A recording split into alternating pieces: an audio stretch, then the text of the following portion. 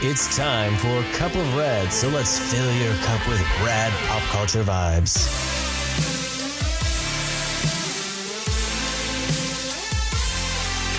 And now your over-caffeinated hosts, Mike and Katie.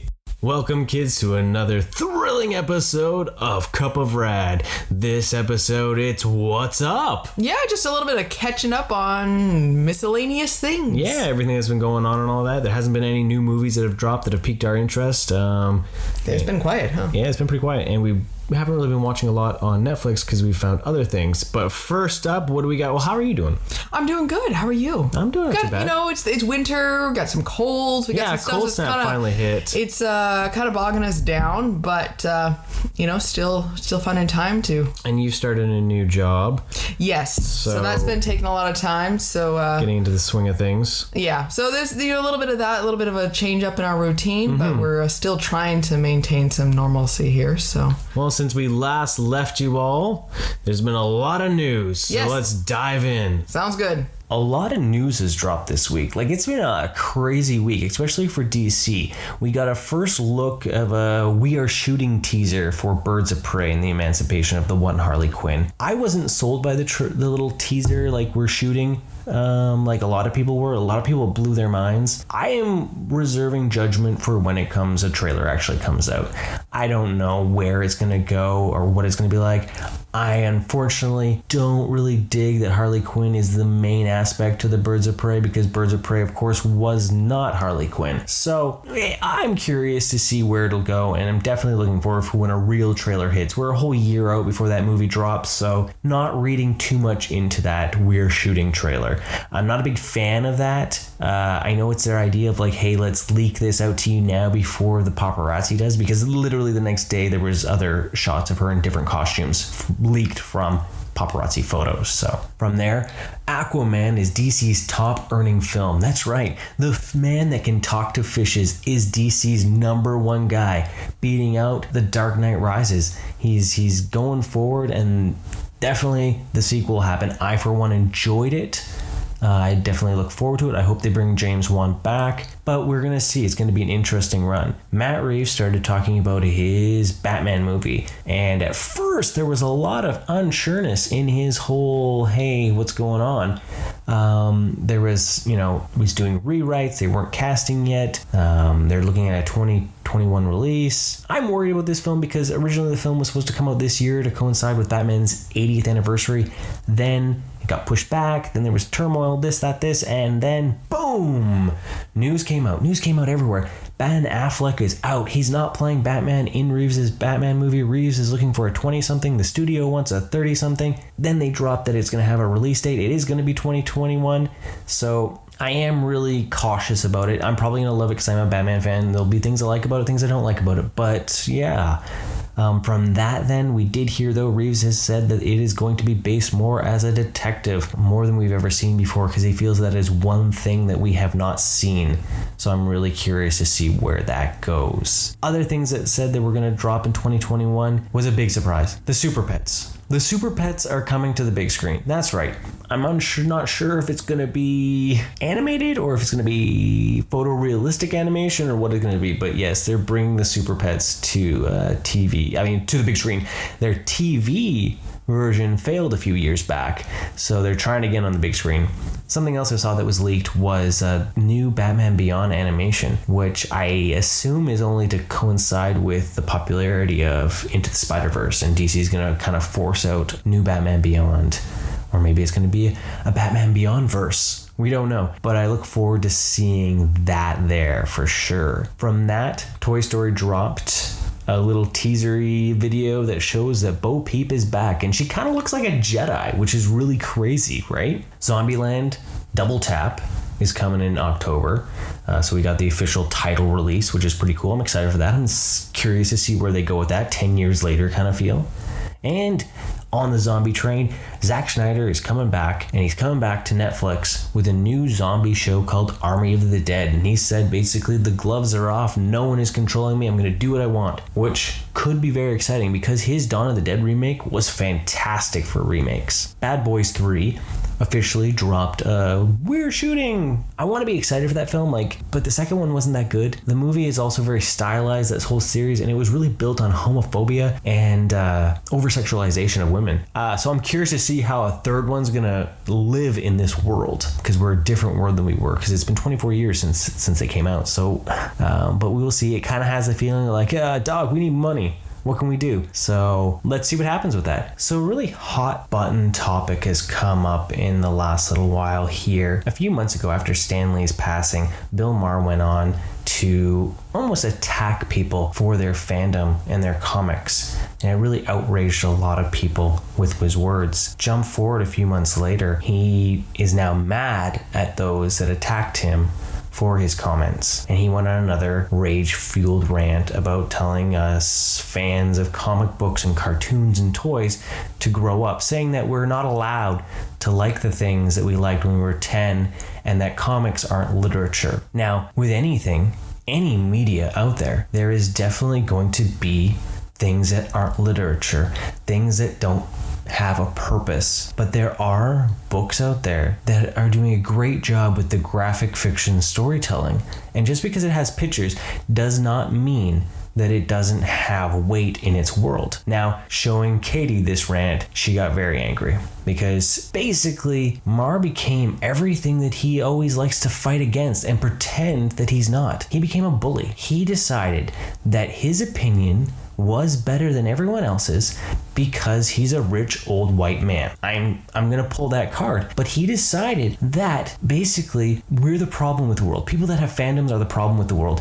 Now, I would really like him to go up to a 6 foot or taller football player and say, hey, you can't play football anymore because you did that when you were 10. I'd like to see how that would play out. Is it just because that football player makes millions of dollars that he is better than a comic book fan? I'd like to say too that people with addictive personalities, like myself, find comfort in comics and cartoons and toy collecting and toy photography and talking about this and liking the movies. Because I feel that, yes, I'm spending money, but I am spending on a collectible that I can show and enjoy and all that, instead of going down the road of addiction on a substance, alcohol, drugs, all things that could severely hurt my family or others. I think that is what's wrong with the world, is that we assume that just because we don't understand it, it's bad. Yes, he also used the term adulting, and he says that the people that collect and watch comic book things are using the word adulting a whole lot. I'm sorry, but you were misinformed with that, because that term adulting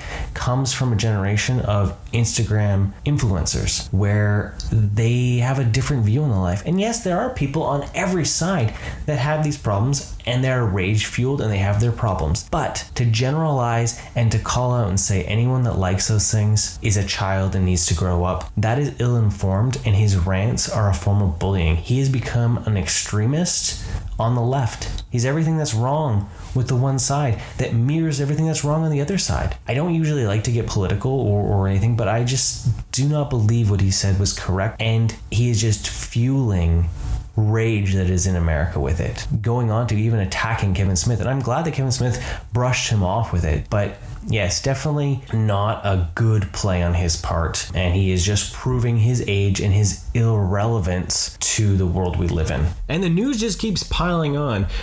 Exciting news for collectors and fans of Pokemon.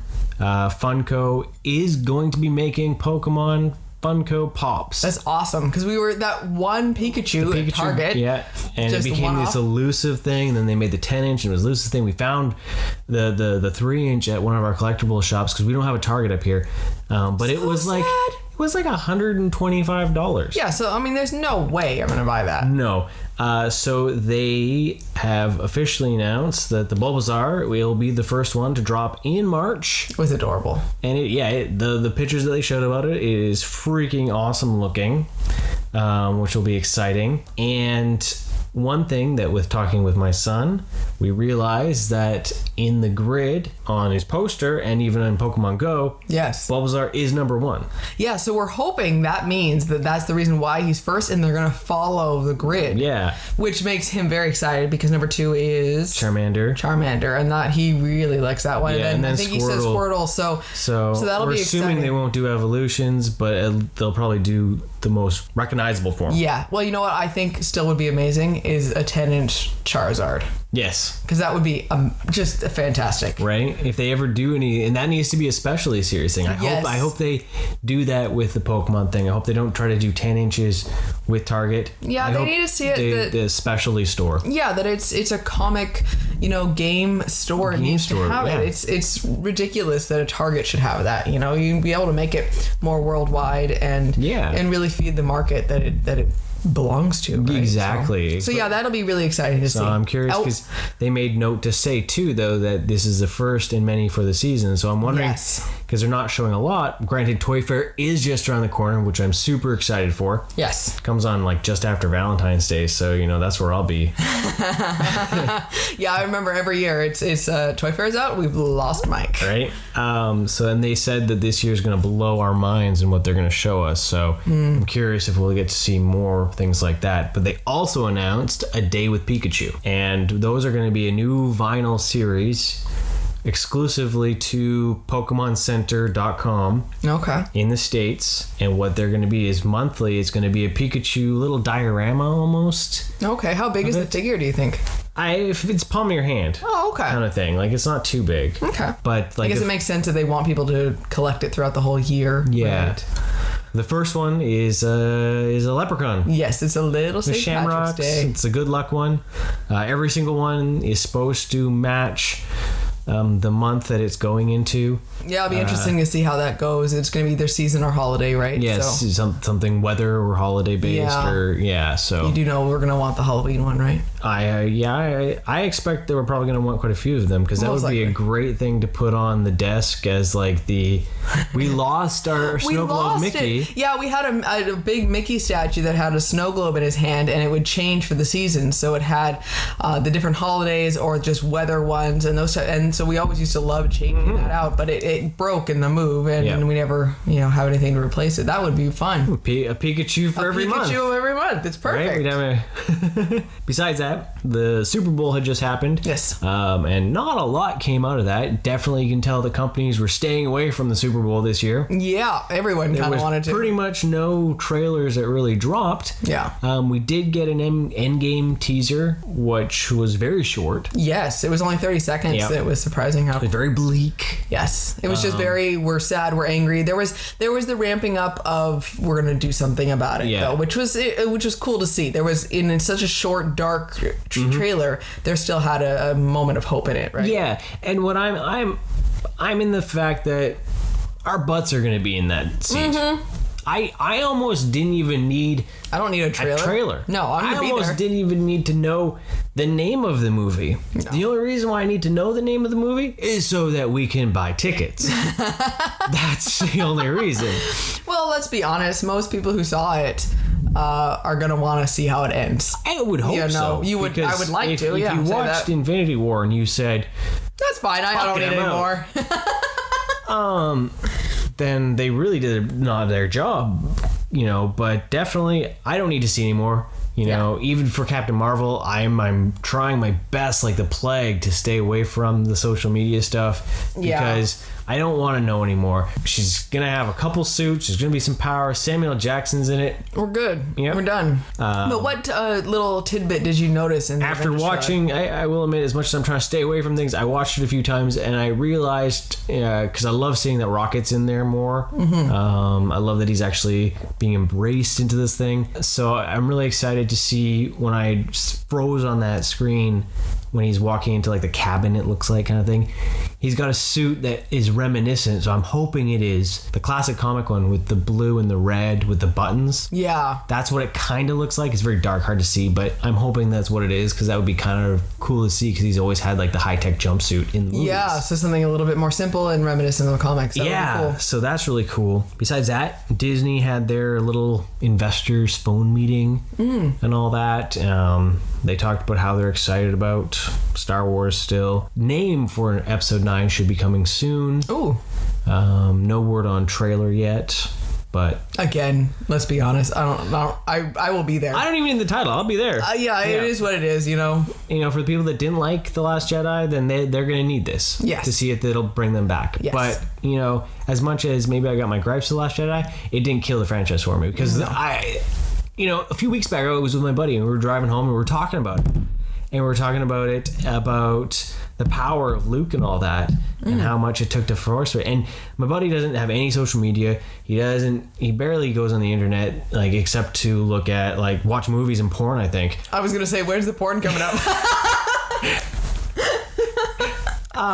Anyways. But, so he didn't hear any of the hate, which was, so to get his take on it was interesting, and he loved it. He liked Force Awakens, but wasn't blown away with it. But he was like impressed with the direction The Last Jedi went with. That's good. So he's still super stoked about. That's good to hear. Next one. So and he's pretty hard on movies. He is. He's not very forgiving at all. Yeah. So unless it's like complete and utter crazy crap, like BBC version, then he's like, yeah, whatever. It was ridiculous. Right. He's not going to praise it, but he's going to laugh at it. But a movie that is supposed to be higher quality, he's going to to his whole core being. Yeah. He's a Star Trek, Star Wars fan. Yes. Like and that's his jam. It really matters to him, right? Jam. So it's good to see, get his opinion on that. So excellent. So anyways, they had their thing. They talked about how that's coming. What they did say, something that was interesting, is that they're going to keep Deadpool R. Oh yeah, okay. Which is pretty awesome. Yes. And everyone was losing it. They were thinking, Deadpool's going to be PG or PG-13. I love how you know what I mean. Just because it's going to be Disney, they would be dumb of them on a business side to suddenly say, yeah, we're going to kidify everything. Yeah. People forget that Disney made Pulp Fiction. Yeah. Oh, yeah. Basically.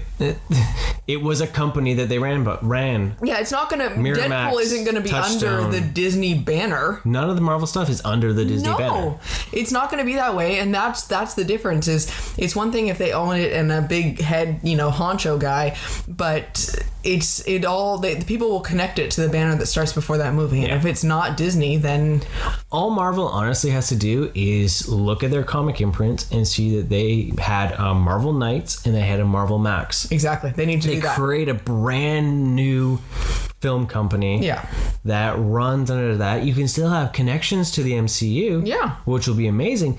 But if that opening logo is Marvel Max, then you're in for an R-rated movie. You got Deadpool, Blade.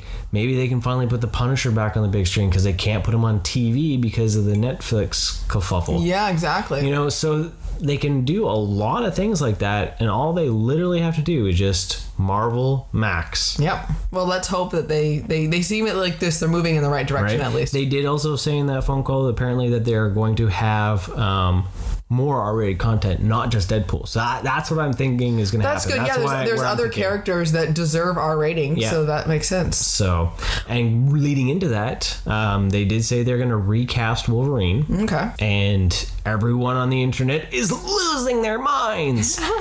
Yes, Hugh Jackman played the character for 20 years over the course of so many movies. Wow. Yes, he's ingrained in people's mind. Yes, he did a decent job. He did a pretty good job in what he was dealt with. Exactly. But to get uppity and to get so angry that they are looking to recast is ridiculous. Well, it's a waste of energy. Yeah, that means then are we really not allowed to ever see Wolverine again in the film just because? Well, with that thinking, are we never able to see Captain America again with Chris Evans saying he's done? Or Iron Man, all those characters, then we never get to see them ever again. And that to me, comics run forever. I know that they're comics, but you're still going to have different versions of them by different artists. And think of it as a different artist version of it. Different artist and writer, different creator have taken over the team. So maybe it's not going to be your favorite thing. You know what? that sucks, but maybe it's going to be something that you love. You never know. Maybe you can enjoy them both equally for their faults and their pros and everything. But give it a chance at least. Yeah, think about it as a comic. Exactly. Think of it like a comic. Thing. Think of the comics, because there's comic runs that you like and dislike. Yeah. And there's stuff that doesn't connect. Yeah. You can still like Hugh Jackman stuff, but then embrace a new actor playing think it. of like, say, my Wonder Woman. She's been through how many different costume changes since and I'm going to have one that I like more. And even within those costume changes, you have different artists and different stories. It's just a different arc. Different that's all you gotta think of hairstyles. it. Exactly. Yeah. So that's you know what, and just to have a different take on it. And I'm not gonna lose my shit over it until I see it. Yeah. If it's absolute crap, then it's absolute crap. But that's the thing, is that I don't want to waste that energy. Or maybe he'll be in costume with a mask, and everyone will just be forgiven. Right. For it, right. Everyone keeps screaming Tom Hardy. He's not going to be the Wolverine. No. He's Venom for now. But that's the thing, is that they're going to look for someone that they can use over multiple films. Yes. And I think that's what people aren't thinking about, is that when you look at the MCU, even when it started, there were some big names that were in it, but then when they started branching out, they weren't as big. Yeah. Like, look at Star-Lord. He became big because of it. Yeah. He was the dopey, chubby comedy relief in a ridiculous sitcom. Yeah. And then he got jacked, and suddenly... Yeah, right? Exactly. They need someone that they can utilize. Yeah, and heck, look at the fact, too, that, Bradley Cooper is Rocket. But, like, literally there's no way that you know that Bradley Cooper is Rocket, because he doesn't do any press about it. He doesn't go to the premieres. Yeah, oh really? Like, it's like he's this not little in secret any of project these, of his? Yeah, he just, like, he voices them, and he just... walks away. Weird. So it's something that somebody wants to do. Yeah, but he doesn't care about the fame for it or anything like that. He just appreciates the character. Yeah, and so they need to look at someone that they can bank over the course of 10 years. Well, that's we the thing. We gotta think, because with Marvel in charge for it, then they're gonna think long term. We know that they do a good job of planning for the future, and so they're gonna want to see someone of like, no, I need this beat, this beat, this beat, and if you can't make those, then I'm not gonna invest in you. Yep, exactly. Because you're going to be looking at a character. They're going to have Wolverine films, and then they're going to have X-Men films, and then they're going to have Avengers films, and you cannot tell me that he's not going to show up in all of those. That would be I'm so excited about that idea, right? Exactly. Yeah. So that's what's going to happen, and you need to realize that it's just going to be that way. You're going to get a younger Wolverine. You're going to get someone that maybe you haven't seen before. My hope is that they go for someone under 6 feet. Yeah, I hope so too. I hope they actually utilize someone that is shorter. That's the one thing I can say Tom Hardy has for him. He is shorter. Not over 6 feet. Right. But they're gonna look for someone that they can, use that size, I hope. I hope they really can utilize not the over 6 foot. And then they can make the character more like he is in the comics. Exactly. And we don't want to recast Hugh Jackman's Wolverine. Yeah. We want to create a new Wolverine based on the comic feel, right? So okay, so trailer reactions. Yeah. So we talked about of course the Endgame already, and we have the Fast and the Furious present Hobbs and Shaw. Okay. Well, first off, let's talk about that horrific title. I'm sorry, it's way too long. I understand where they're coming from. Branding. I understand where they're coming from, but it doesn't change the fact that it sounds ridiculous. Oh, I'm pouring tea. I'm not peeing. He's totally peeing. I'm peeing in my cup of red. Speaking of those colds we have to deal with. Here, can I have some of that? Yeah. Just wait. It's tea. It's, what is it? Forever Nuts tea. No, this isn't Forever Nuts. It's Zest Wishes. Zest Wishes. Yes, thank you, Davis T. Anyways, so the Fast and Furious. Because they're branding Fast and Furious because there's going to be like a Ocean's 8 version of Fast and Furious coming out. Right? Yeah. Which I think is cool, but it's weird. Like, women have always played a big part of Fast and Furious. They're very important in the Fast and Furious. So I don't see the purpose of doing... Why does it have to be a separate thing? All-woman team? Yeah, why can't they all just be part of it? Why not just be one of the story takes off and it's so... I don't know, we'll see what happens. On my end, of course, I'm going to have that. Why can't we just have that equality idea where it's truly equal, where we're all just grouped together. Mike's face is like twitching right now. No, he's not disagreeing with me at all. It's more of like the why is Katie saying this out loud to people. But the idea that as you had mentioned, though, they're always been an important, very crucial part of the movies and the team. So why can't we all just blend it together? Why does it have to be separate? But who knows? We'll see how that goes. Yeah, well, you know what? Honestly, right? if Hobbs and Shaw dies, that brand probably will die. Yeah, because I think they're banking a lot on this. I mean, really now, The Rock is now in charge of keeping this going on, right? And so first reactions when we saw this, I got a little frustrated with I'm worried it's going to be 2 hours of them throwing insults back and forth. Yeah, that's what what's up, Cookie Puss, you pickle sniffer? I'm gonna he said pickle sniffer. What's up with like the meta-human cyborg thing? Right. I think that's a little... Well, because if Idris Elba wasn't badass enough, now he's super badass. Right. So you know what? I'm sure it'll be good for a ridiculous action laugh. Yeah. I don't know if I'm going to make an effort to see it in theater, though. No, that first trailer didn't sell it. No. No. As when we talked more recently when we finally watched the last Fast and Furious entry there, and I love Statham, I love The Rock. I don't know if I'm loving this movie right now though. So we'll Your see. cup is not full. My cup is not full of rad with this. Yeah, I don't know. I don't know. I wonder if the brand's dead. It's drying up. It's losing the momentum. They got so far away from the street racing. Yeah, and that's what, to me, it's something that was really important to me when I was younger. And Because she was a hardcore drifter. I was such a hardcore drifter. I would pretend. Okay, I remember very vividly because just to date me here. Tokyo Drift. No, Fast and Furious came out so close when I got my license, and it was this idea that I remember going over and like I need to go to the movie store. I need to rent this because So you like how she said the movie store to rent this. That shows you how old that fucking movie is. I know. So I would go over to, I can't even remember what it was called. So the rental place. It wasn't even a Blockbuster. It was just it was a chain CD of some hall. sort. So hole in the wall. And it was the late at night. I need my Fast and Furious fix, man. So I would take off. It was a porno.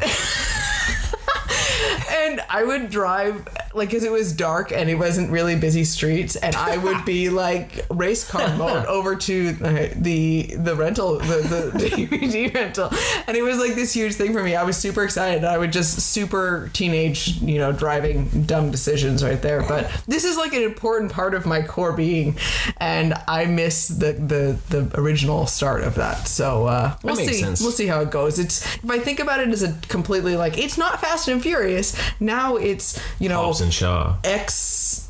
Government officials fighting Taking on bad everything. super meta-human things, then okay, we're not Fast and Furious anymore. Right? We're just angry and insulting. So anyways, Okay, so I have been watching Young Justice, The Outsiders. It's come back on its third season. In the States, it's available on DC's streaming service. In Canada, a big surprise, it's on Teletoon. I wasn't expecting that because it took so long for the Titan show to show up on Netflix, so I thought it was all going to be on Netflix, but we lucked out. It is broadcasting live.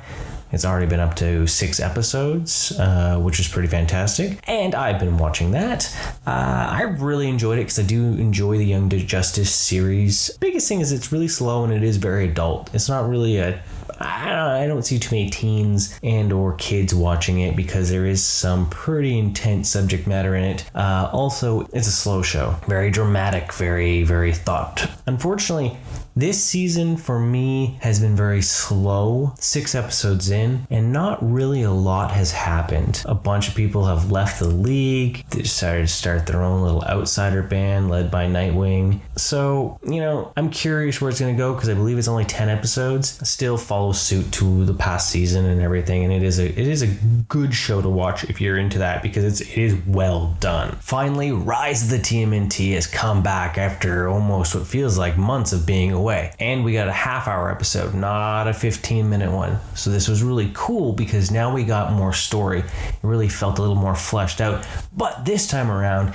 it wasn't about the turtles. It was all about Lord Draxon. So if you don't want any spoilers, run away, run away. But I'm going to do some spoilers at the moment because we find out where the turtles came from. So in this version of the TMNT, they are from space because Lord Draxon in a battle nexus had seen the greatest fighter in the world, which turns out to be a kung fu ninja action star, kind of like Bruce Lee. And from that, he then takes the DNA, puts it in his mutagen, and creates the turtles. The turtles forsake him and end up somehow, which we haven't found out, how they get back to Earth. What you do find out, though, is that the action star is actually Splinter. I'm curious to see how that's going to play out because he's become so lazy and dull and all that. So it will be interesting to see where that goes. But we do see Draxon grab a whole bunch of the villains to create his sort of league of supervillains, which was really cool. And it's cool to see them all fight and all that. Going forward, the Foot Ninja, Lieutenant, voiced by Rob Paulson, and his henchman dude, voiced by Maurice LaMarche, show up and offer Draxon a solution to destroying the turtles because he realizes how much they have forsaken him and they won't join him. So it was really cool. There was some good laughs and some good humor in there. Still on the zany side, they fought with ladders and they fought with fish. So yeah, a little different for sure. But it was a fun episode. It was interesting to see them finally flesh out a little bit more of the story, not just sort of the simplistic one-off stories that don't really feel like they're connected, but now they're all connected. So excited to see where that goes in the coming months. So I have been reading on Happy Accident because Mike went to go get something from the it was a Harley Quinn called Mad Love book with from Paul the library. Dini. Paul Dini, and he was all sweet, it's a graphic novel. It was a novel, and so I commandeered it. I was full on gonna read it, but she pilfered it. I was like, oh sweet, I'll take this. That's mine now. So yeah, it's a novel by Paul Dini and Pat Cadigan, and it starts out with Harley, 7 years old, Harleen, 7 years old, and essentially the start of where she, from day one to when she becomes Harley Quinn. And you get to see her dealing with her dad getting arrested, and you find out that he's a thug, and not really a thug, more of a boss type thing. And you see all these little drops on how it's like, oh yeah, that's going to come back as her as Harley Quinn, that's going to have an influence as Harley Quinn. And then it jumps to her in college and then getting into Arkham. And I'm almost done with it. She is, Harley Quinn now in it, and I love how it's been told. I love you can see all the different beats, and they do a great job of making you feel, oh yeah, that's why she became Harley, and I can see why she got caught up in that web. And it's not she just went crazy and fell for this lunatic. She really wants to fix him and help him, and she has really good altruistic motives. But you can tell then that the damage that really did happen when she was 7 and her life just fell apart comes back to haunt her, and she isn't grown up enough to deal with the situation that she's in. So it's really well written. Nice. You get it from different angles of the doctors at Arkham, and Poison Ivy's in it a little bit, and you get Joker's side of it a bit, and they're definitely not portraying the relationship as positive in the least. Well, that's good though. So it's good because you want her to be happy. You want it to work out, but you also don't, because then you have those moments where you're like, wow, he's an asshole and he doesn't really love her, and you want her to go away.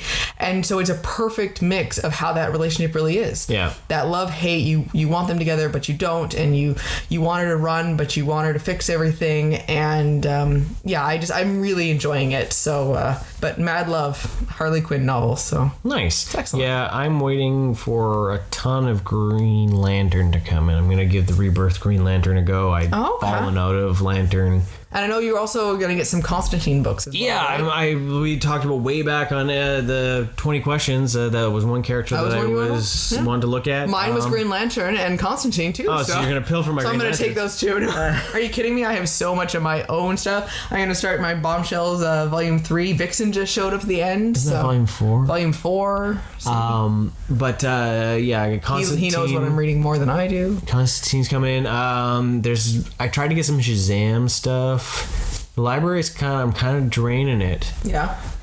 In a year's time, I've kind of. Well, yeah, you were sitting there like, what can I find? Yeah, so you know what? If anyone has any comic recommendations, hit us up on any of our social media platforms and give us some ideas. I'll see if I can get it at the library. There's lots of books I'd like to read that I might have to get back into buying. Dun, dun, dun. Because the library's not getting them. I don't know how to buy books anymore. It's just the library is my store. Has been so fantastic. Yeah. We only buy Power Rangers for you. Yeah. That's it. I'd like, I might have to get back into buying some because I'm falling too far behind now. Yeah, that makes sense. Because they've dried up. It's unfortunate. They got into a lot of more independent, like I'm not talking like Image independent. I'm talking about like weird independent, like biography ones. Oh wow. Yeah. So I don't know what happened. Huh. Okay. Well, we just keep pushing on what they have and hope that they figure out how to get some more stock. So. Exactly. The next thing is some TV reviews. Yeah. So we watched Riverdale. Of course, we've been watching that. Yep. So last week, we actually got some answers. Yeah, there's a lot more answers happening. Yes, I feel more like it was season 1. A little bit more of that. Well, you find out more about who shot Hiram. Yes. And you had some excellent twist plots, you know, back and forth. And twist plots, I don't know if that was a proper way of saying that. I like it. I like I twist want a twisty plot.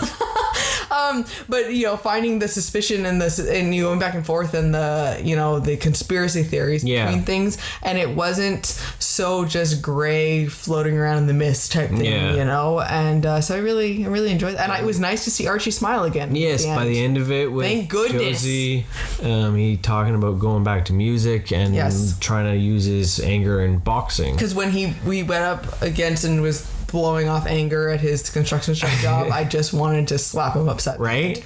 Like I was just so angry, and so it was really nice to see that. So so hopefully it would take. The only worry I have is that it seemed like the moment Archie showed some light again, Jughead went dark.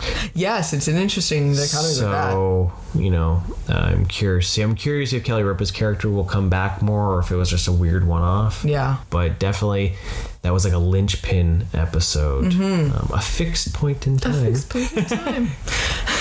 You can destroy fixed points in time. We just watched a Doctor Who special that was him going off the rails, deciding... Water of Mars one. Waters of Mars. And the idea that he could control, he is the Time Lord. So I am the Time Lord.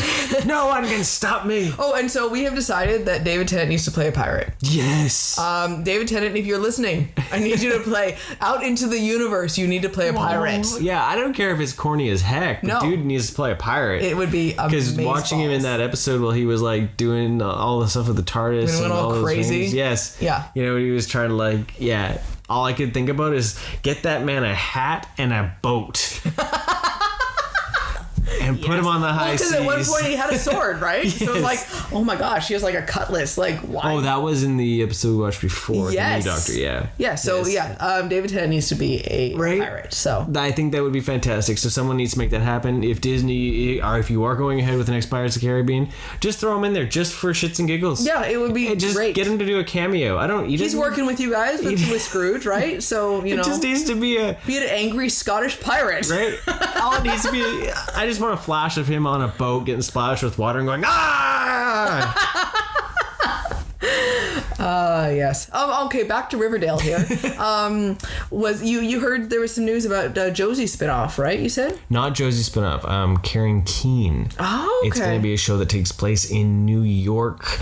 Josie from Josie and the Pussycats will be leaving Riverdale, and she will be a lead character in the Karen Keene show. I think I'm saying it right. Yeah. Okay. So it's a new one. They're going to have that tie. At first they reported that it was going to have no Riverdale ties. Oh, okay. But then all of a sudden it was like, and the actress that plays Josie is going to be joining the cast as Josie. So okay.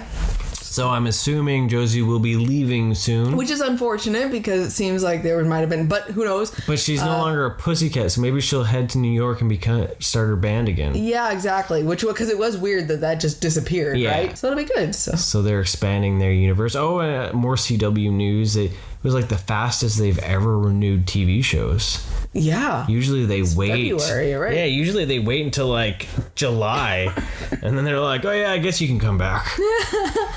Everyone on the edge of their seats waiting to see if the show's canceled. Right. But Supernatural's coming back for its 15th. Yes. You know what? I love the show. Still can't believe it's on the air. Right? Well, because way back from season 2, it was always on the chopping block because no one was watching it. I thought season 10 was going to be the end. I was like, oh, season that's nice. 5 was going to be the end. Well, yeah. So every time there's like an anniversary comes around, so now we're on the next one where it's going to be, is 15 going to be the end? Yeah. But yeah. They need to sign a contract and go to like 20. Yeah. Or 25 we need or to something. just blow it right out of the water. Ridiculous. Yeah. Well, let's be honest. You know, they're going to be those characters forever. Oh yeah, they're too old. Yeah, it is what they is. So they're not going to be able to find a job elsewhere. Look at everyone that was on Smallville. Yeah. None of them work. Yeah. Other TV shows. Kimmy Schmidt is back. Yeah. So we got into that show late, and then we binge watched the fuck out of that show. Yeah, and then it's funny. It's awesome. It is funny. So yeah, they brought back the second part of the last season. Yeah. We just catching up on that one. I am surprised, and I hope this doesn't get me in hot water, but I'm surprised by a show that is written by a lot of women and all that is almost bad-mouthing the movements that have come out of the last year. Right? Yeah. It was a bit of a surprise. It's making you think about things. Oh, yeah. And that's what I love about it, is it's trying to be like, what if we thought about it from a different angle? Yeah. You know, and it at least makes you question things and if it's really the right way to go about it or not. Well, I think it's the idea, too, where nothing's necessarily black and white. There's a lot of gray in there. Yeah. And you got to deal with that. And everything has to be dealt in its own way and all that. But Well, because Tina Fey is a very strong woman. Yeah. And we're showing how smart she is with so this show, smart. too. With the humor and the everything. The way the story is blended together and the way that she can express her point, you know, with things, it's just fantastic. We thought, because we didn't even look to see how many episodes were. We just started watching it, and then we started watching an episode. We're like, oh, we got time to watch one more. It's only 20 minutes. And then it got to the point where we looked at the clock and it was like, wait a minute. This is a longer episode. Is this the end? It was because this is the final season. Yeah, it was a 51-minute episode. Just in the middle of the... Just randomly. And it was like a Wonderful Life feel of like the... So that's why I thought it was the end, too. Right? Because it was like this nice little, like, they all dealt, shitty lives at the moment. Yeah.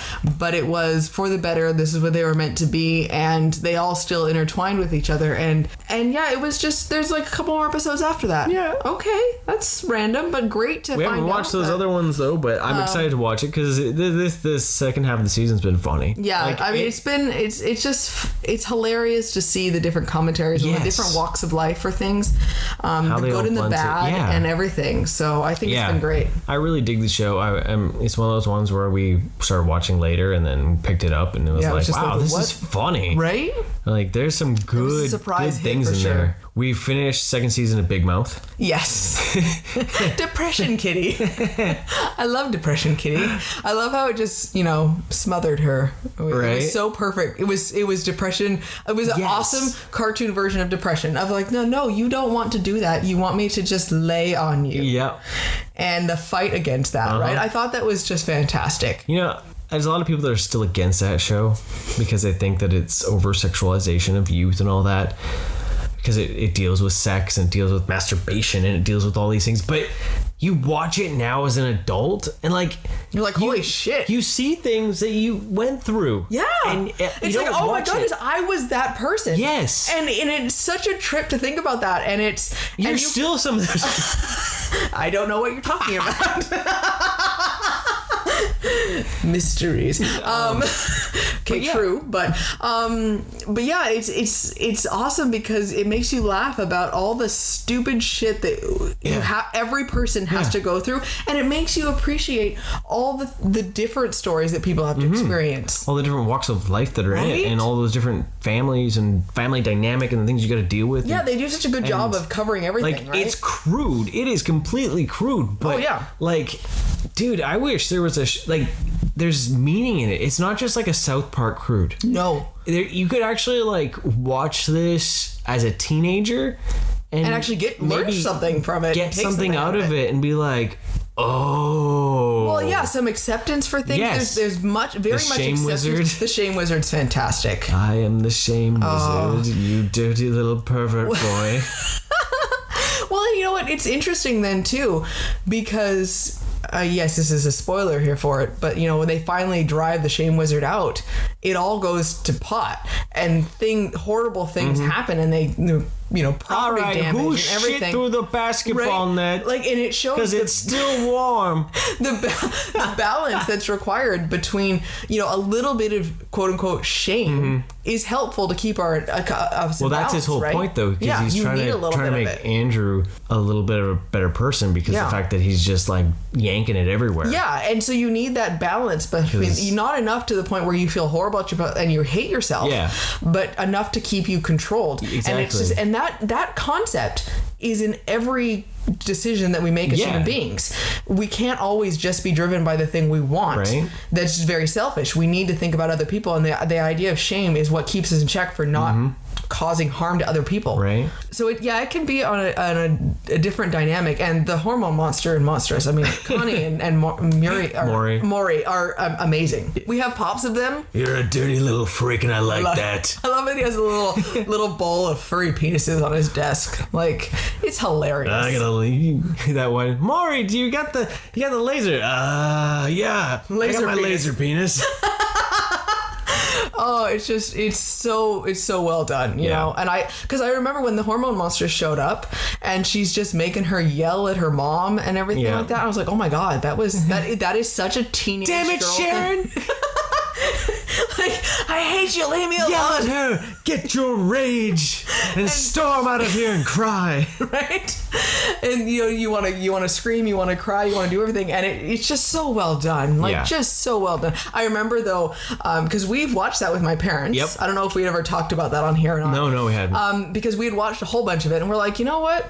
We're sitting around like, this is funny. They're never going to watch it by themselves. No. And so, hey, mom and dad, you want to watch this? And they were hysterical. Oh, yeah. And I remember I told my boss that. I was like, yeah, so we watched that with my parents, and his mouth fell open. He's like, what the fuck? You actually watched that with your parents? And I was like, yeah, like, I mean. Well, your mom got a kick out of it. But you know what? His kids are younger than me. So for him, they were freshly married. It was just too new for him, right? Yeah. I mean, you know, when you have a little bit of an older set type thing, but my dad, who's not easy to laugh about all this stuff, he would laugh. He actually was like, oh yeah, okay, we'll watch this again. You know, laughing out loud, because you just, even for them, they're gonna have it's that idea that doesn't matter what age you are, we all went through that. Yep. And all that weird shit that happened. But I never fucked a pillow. Never.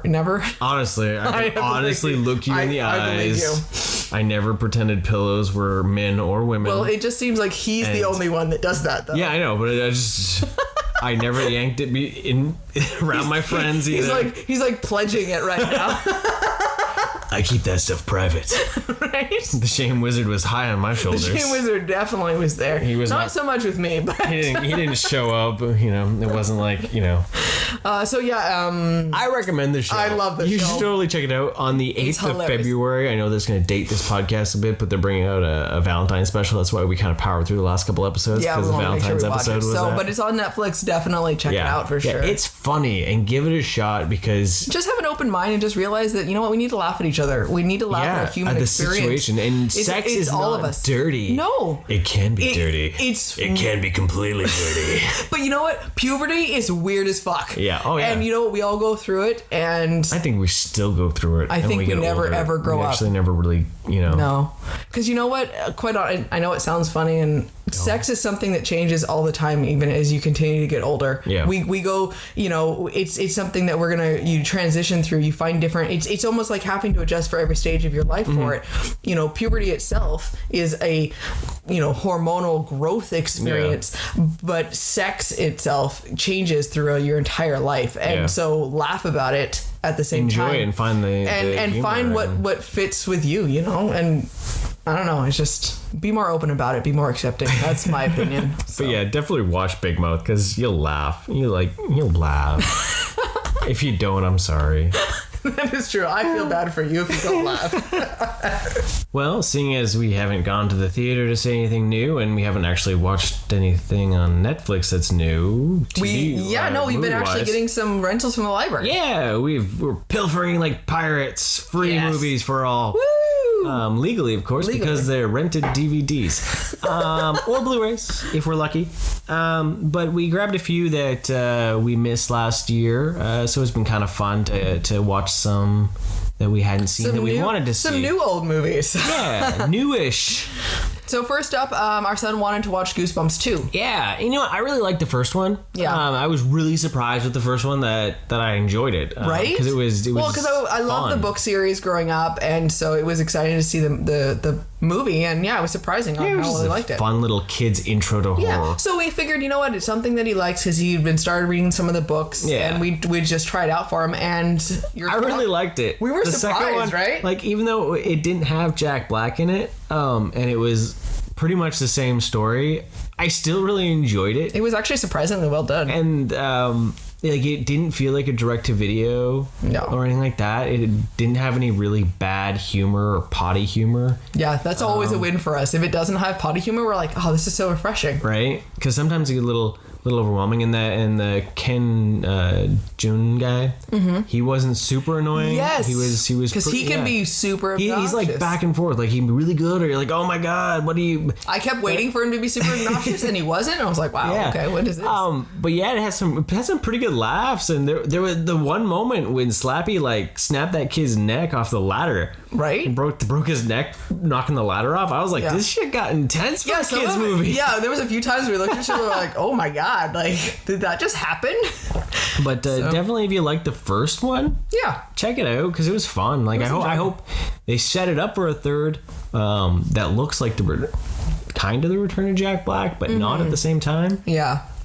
So fun note, because Jack Black wasn't able to do it because he was doing House of Clock on the Walls. The guy that voices the Kung Fu Panda on the DreamWorks series for the TV Netflix TV stuff, voiced Slappy because he plays Jack Black basically. Yeah, he did a great job of impersonating him like that. Like excellent job. So that was really cool. But yeah, it had some fun moments and some good kind of just enough spooky, just but enough right? Goofy. Yeah, that's good. Anytime stuff. I can share something like that with him, I'm happy because it's my goal to one day to go to Horror Nights with him. Oh, definitely, right? So I'll be 80 and have a heart attack because he'd be 40, but fine, Dad, I'll finally go. Hey, you know what? If you could break me, and it didn't take that long, I will break all of you. I know, right? So next up, we watched The Happy Time Murders. We did. We talked about it last podcast about how we'd heard kids watching it. We were shocked mortified. Just from the trailer. I'm still mortified. 9-year-olds should not be watching that movie just for the jizz scene alone. Yes, that alone. It actually made me uncomfortable still to watch it. Went on too long. And I think that was supposed to be the joke. Yeah, that's the joke for sure. You could tell it's the really what? But it was totally unnecessary, but whatever. At least it was only the one scene. So what was your feeling? What are your overall feelings? You know what? I enjoyed it for what it was. I'm still disappointed. I was expecting more out of it. When I remember when we first saw the trailer, I was really excited for R-rated Muppets type thing. But it was a little lackluster. Yeah. It's hard to kind of figure out exactly why, but... You know one movie that was Dirty Muppets that I think did a better job? is Meet the Feebles from Peter Jackson. Welcome to Mike's past. Peter Jackson made Meet the Feebles, R-rated Muppets. Good luck trying to find that. Swear, if you ever want to see it. They fuck. They take drugs. There's a song about sodomy. Oh, you know what? This is one of the things that I learned about him when I first met him, and it was like a whole nother world that I didn't even know existed. Bad taste. Innocent little Katie here was like, "What the fuck is this?" Bad taste, brain dead, Meet the See, Feebles. and I just want to watch it now. So, on a fun note, a segue, Peter Jackson did say while working on his World War II documentaries, because he owns the rights to Bad Taste, Meet the Feebles, and Brain Dead. Also in America, it's Dead Alive. Brain Dead is in New Zealand. It's called Brain Dead. In America, it's Dead Alive. okay. I kick ass for the Lord. But he has the rights for all those films. No studio owns those. Oh, okay. So while because he's colorizing World War II footage for a documentary, and while he was testing some of it, he needed a break from some of the horrific things he was seeing, he said. So he put on the processor and all that onto his old movies, and he was testing it, and he's hoping to get a studio to pick it up for Blu-ray and 4K That would be awesome. Releases, because I lost my Dead Alive Yes. DVD. I don't know where it is. I lent it to someone and never came back, and I can't remember who it was that I lent it to. It was so long ago. But yeah, I want to see those again. Like, Yeah. But yes, Meet the Feebles. Find that, because that is a good dirty Muppet movie. yeah. It's cringy, but it's not as So now we need to do repetitive. Now we need to do a Red Niche on Meet the Feebles. That's up next. Oh my god. We have to figure that out. So future podcasts coming out. That one I have Meet the Feebles. Oh, I know. So we're gonna have to watch that and Red Niche segment it. And then we'll But then I'll sing the song. Do you really want me to sing the song? I do, actually. Because I that's like flashbacks to our dating. You must think it very odd of me to enjoy the act of sodomy. Yes. That reminds me of way back when. So back to the Happy Time Murders. Happy Time Murders. Anyways, so your thoughts reflecting of mine, same. I laughed at a few points. I sat there going, really? At a few points. It was more dramatic than I thought it would be. It wasn't nearly as funny as I expected. Yeah. There was a lot of humor. Okay, I did love that they could snort sugar. That was a really funny twist. Yeah. I thought that was a kind of a creative way of thinking of them, that they weren't just like soft fuzzy people, you know, they were actually Muppets, and that idea that, you know, it's just sugar and yet it could do so much for them. Yeah. And I thought that was funny. No, yeah, that was. I don't know. Like, would I watch it again? Probably not. Probably not. I don't think there'd be any real benefit of that. No. So, next up. Sorry to Bother You. Yes. That is actually the title of the movie, if you didn't realize it. Sorry to Bother You.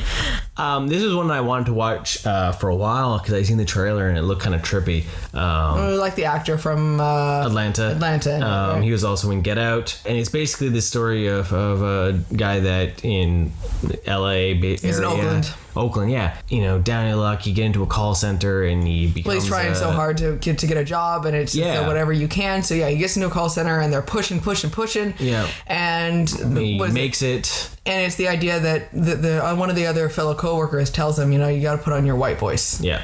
Yeah. And so it was an interesting idea that he's like, it's not the idea that you sound like them. It's you sound and talk the way they think they are. Or they think they want to be. They want to be. So it's an interesting idea that it's really anyone, right? It's the concept of, you know, we want to be, we're probably more open to salespeople who make us think that we can be what they're saying, right? And if they are that way, then we want to be that way, and we listen to them more, right? Yeah, exactly. So, but it was an interesting take on it. Like, it was some trippy scenes. Pretty straightforward. Like, there were, when he was talking and he'd like zoom into the person's life where they picked up, and you got to experience their life at the desk. But then it just got trippy as fuck, and you had this whole So if you haven't Army seen Hammer it, then you gotta pay weight. But you might want to hear what we saw if you it might make you want to see the movie. Well, you know what? Here, we won't do too many spoilers. Horse penis.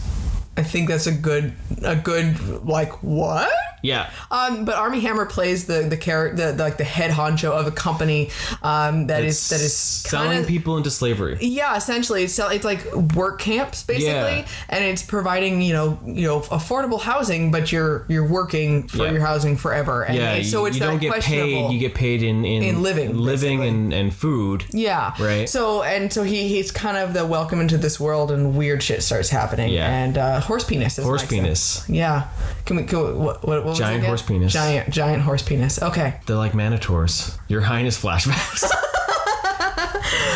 So it was. I recommend it. I thought it was really well done. It was an interesting story. It was the twist that it goes through. It was really out of left field. Yeah, at the end we're like, what? We were also watching it. It was pretty late in the night. It was almost 1:00 in the morning, and then it was just like the moment where you're like, wait a minute, did I actually? Is that a horseman penis? Oh, that's funny. That's when I wish I'd been over caffeinated, so I'd been able to but yeah, definitely check it out. Sorry to bother you. Worthwhile because it's a thinker. Yes. Comedy thinker with fucking weird shit at the end. I mean, that's the best movie, right? Right. So from there, Bad Times at El Royale. Yes, I was really wanting to see this because it takes her back to home. I know, right? I'm from the Tahoe area there, so I know exactly the hotel they are basing it on. I've driven past it many times in my life, so weird nostalgia for me on that one. That was pretty cool, and then I like the people that were in it for sure, and that one was good. It was different than I was expecting. Yes, for it. I was full on expecting like a horror movie. Yeah. From who it was from and the way the marketing had portrayed it. Yeah. I was not expecting a straightforward drama thriller. Yeah. So that kind of reminded me of like Reservoir Dog type thing. Yeah. Kind of reminded me of an early Tarantino feel. That's the feeling I got after watching it. Yeah. And I was like, okay, it's just a kind of a taking it out and thinking about it differently type thing. So once I got into it and realized it wasn't supernatural, I really got a kick out of it. There's some crazy stuff that happens. Yeah. So one of the things I do like about it is that feeling that could almost be real. A bit of a historical fiction type thing to it. Because we found out Hemsworth's character is based on Charles Manson, and it's perfect, right? Mm-hmm. It's an excellent portrayal of that style of character. Yeah. Definitely a lot more shocking, brutal aspect to it than I was expecting. Yeah, I don't want to give too much, we give teaser for the last one, but this one here, you almost need to just watch it. You need to watch it, and let it unfold. Yeah, unfold. Like, it's very layered, and I'm really surprised that movie disappeared so quickly from theaters. Like, that movie didn't even get to our big theater. Oh wow! Here. Yeah, because we never even have a chance. It went straight to the small theater and played at like 4 p.m. only. Yeah, so we never could go see it when we wanted to because we knew it was something we couldn't bring our son to, right? So I would definitely recommend it. Yeah, I will leave that one spoiled. That one, out of the bunch that we watched, the two that I've really enjoyed was the Bad Times at El Royale and Sorry to Bother You. Those would be two that I would say check out. Yeah. Two totally different films. Yeah, but they were really well acted, really good storytelling. The really, I don't know how I love when you start in different branches and they all kind of fold together. Mm-hmm. I really enjoyed that. So definitely go check out Bad Times at the El Royale. From that, what brings us to this one? We broke down. I am a Spider-Man fan. I enjoy the character. I enjoy the villains and all that are in it. When the trailers for Venom dropped, I was not impressed. From day one. I just didn't get my excitement peaked, especially knowing that it had nothing to do with the MCU, because Sony had burned us before with Spider-Man 3, Amazing Spider-Man 2. Yes, they had redemption with Into the Spider-Verse, but if you look at the team that was part of that, there's a reason why. With Miller Lord and all that. Well, yeah. But my biggest problem is, how do you have Venom without Spider-Man? Exactly. I mean, that's number one problem. And so we thought maybe they'll pull it off. Yeah, and I had lots of friends that I know that were just blown away with it, and they were raving about it, and they were, fuck the critics and all this. It's a great movie and all this. So I was like, you know what? We have to at least watch it. Gotta watch it. And it was free. Thank goodness. I don't want to rag on it. We don't need to. But I was not impressed. I was bored. I at one point I leaned over and I was like, dude, when's this gonna pick up? Yeah, and for me, I could tell. I was literally just looking around my room. I wasn't even on my phone. I was that just spaced off. Yeah. And yeah, I was sad because you know what? I really wanted to enjoy it. I wanted to be proven wrong. I wanted to be like, well, shit, why did we wait so long to watch this? Everyone was right. I was going in wanting to enjoy it. I didn't, because if you go in being like, fuck this, I'm going to hate this movie, then yeah, you're going to hate it. And so I really wanted to enjoy it, and I just could not get behind it. I got bored, and then I got really irritated, and there was a few scenes when Venom was kicking ass in action scenes. Those were great. Oh yeah, those were fantastic.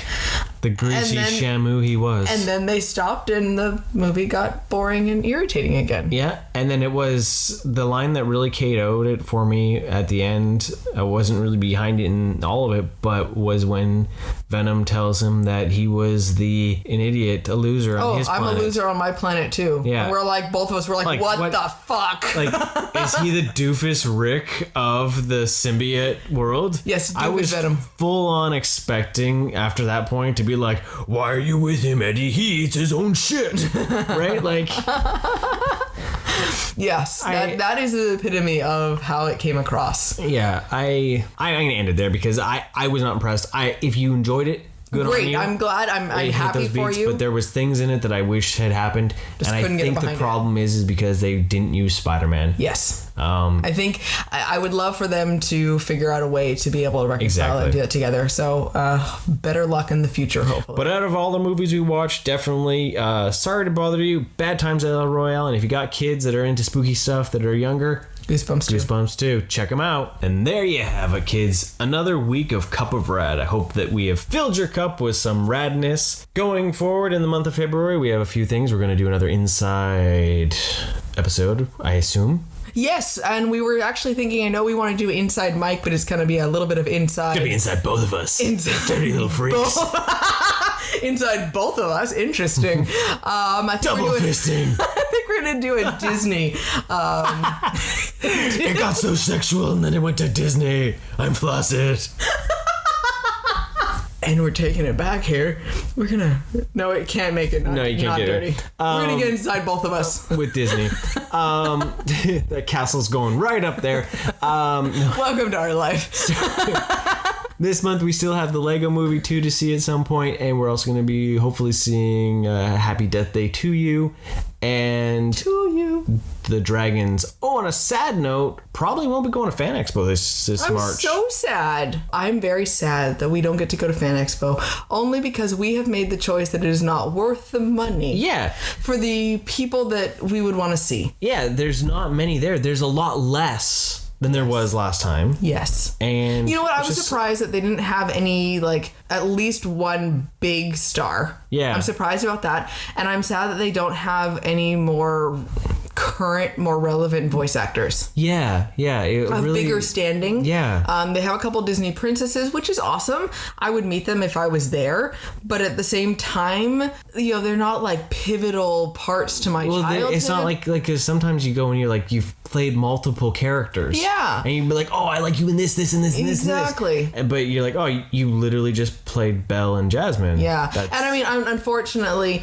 coming from Rob Paulson, Maurice Marsh, and then Kevin Conroy, they're big shoes to fill, but there is no one of that caliber booked for this one. Unless something magical shows up. Like, I would like to see Carrie Payton. Yeah, Cyborg would be amazing. But to pay the price to go there just for him, I can't do it. Yeah, exactly. Not for the three of us. So that's very sad. I mean, who knows what maybe possibly something can change? Who knows? Magic the show, but right now it's not happening. Yeah. Anyways, we're ending this. We're ending this podcast. That's where we're. We didn't talk about it. We forgot about it. Oh no, what did we forget about? Adam and his Canadian Truce. We forgot about Canadian Truce. Oh, what can I come up with? Quickly, Canadian Truce, because I see that he's sharing Canadian Truce for us. There's got to be something here. We'll fill in with it all, I think. But anyways, got to give a shout out to the Spit Roast podcast. Oh, okay. Our friends over the seas. Yes. Check them out because they're fun to listen to. They got some great views on movies because they do watch a lot of movies. Excellent. And definitely something to do. I listen to them all the time. Excellent. And you got to check those guys out for sure. Canadian Truce. Canadian Truce. Ugh. I don't remember what else kind of, BS lines did you... Oh, you know what? I mean, this is unrelated because we last spoke about Timbits. But one thing I saw that Tim Hortons is bringing out a double bar. If you don't know what a double is. It is a coffee drink with 2 creams and 2 sugars, so you don't order them individually, which was like this, brain explosion thing for me. Like, what are you talking about? Well, if you to order a coffee, you actually have to like say black. Yes. Because a regular coffee actually has cream and sugar in it. Yes, exactly. So it's very specific. So, but yeah, they're going to be bringing out a bar that is a double bar, but it's not chocolate at all. It is just coffee. I'm not quite sure what it's going to be made out of them, but it's not a candy bar. It's just like, coffee solidified. So we'll that sounds disgusting. Doesn't it? I mean, it was. I love my coffee, but yeah, I was like, oh my god, like I don't know. So okay, the line in the national anthem for Canadian truce is not glorious and free. It's glory ass and free because Canadians are all about the booty. Canadian truce, we're all about the booty. We like our asses. I'm gonna attest to that one. That is true. Damn it! The next time, look it up, listen to it. It's not glorious and free. No. It's glorious and free. I like that. And what was that? What is this segment, Ben? Canadian truce. When I'm prime minister, that's what I'm going to change it to. It's going to go like glorious and booty. That's going to be the new anthem. Oh goodness, this has just been way off kilter. Anyways, we need to wrap this up. The producer's giving me the wrap up. And tonight's podcast ends now. Have a great, marvelous weekend, everyone. Hopefully it's been fantastic. Thank you for joining us while we apparently lost our groove. But Kill the groove, man. I hope that your cup has been full of red. That's right. And good night. Good night. Thank you for listening. Love this episode of Cup of Rad? Please subscribe, rate us, and give us a review. Also, follow us on Facebook, Instagram, and Twitter for more rad content.